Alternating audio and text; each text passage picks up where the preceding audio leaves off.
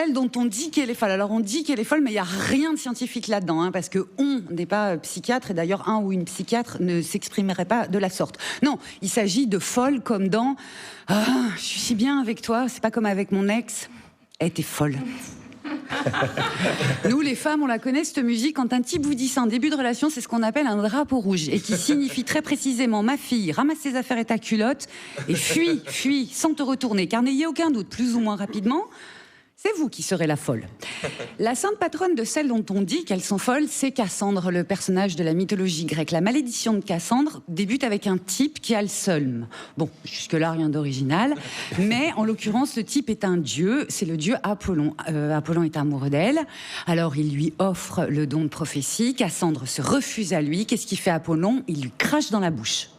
Bon, déjà, c'est immonde. Mais pire qu'immonde, ce faisant, il ne lui retire pas le don de prophétie, il lui retire le don de persuasion. Donc Cassandre cause, Cassandre annonce, Cassandre prédit, personne ne la croit.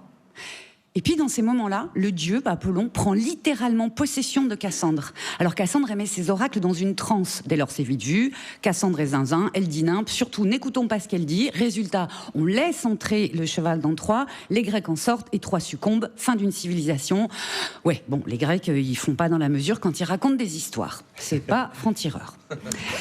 Mais Cassandre a des petites sœurs dans des histoires bien plus humbles, sans guerrier, ni héros, ni chaos, ni guerre.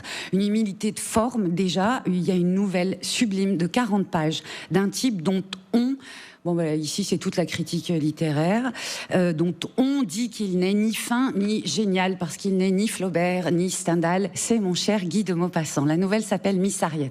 C'est l'histoire d'un jeune peintre qui passe quelques jours près d'Étretat pour pouvoir peindre, trouver des paysages. Dans son auberge, il y a une Anglaise, seule, d'une 50aine d'années, Miss Harriet. On ne dit pas de Miss Harriet qu'elle est folle mot pour mot, on dit mieux, on l'appelle la démoniaque.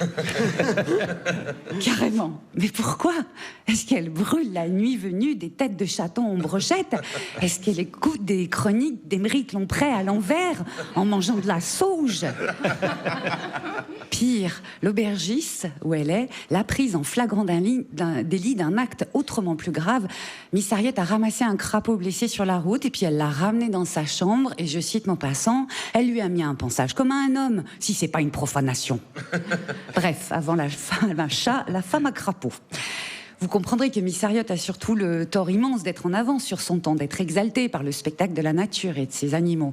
Miss Harriet n'aura pas un destin beaucoup plus confortable que Cassandre, même si, mon cher Guy de Maupassant, pose un regard sur elle infiniment plus averti et empathique. Mais nous autres, nous tous, quel regard avons-nous posé sur Britney Spears en 2007, lorsque, souvenez-vous, elle s'est rasé la tête dans un salon de coiffure en pleine Cité des Anges et à vue de tout le monde? Notre regard à l'époque était-il averti et empathique? J'ai l'immense regret de nous rappeler que non.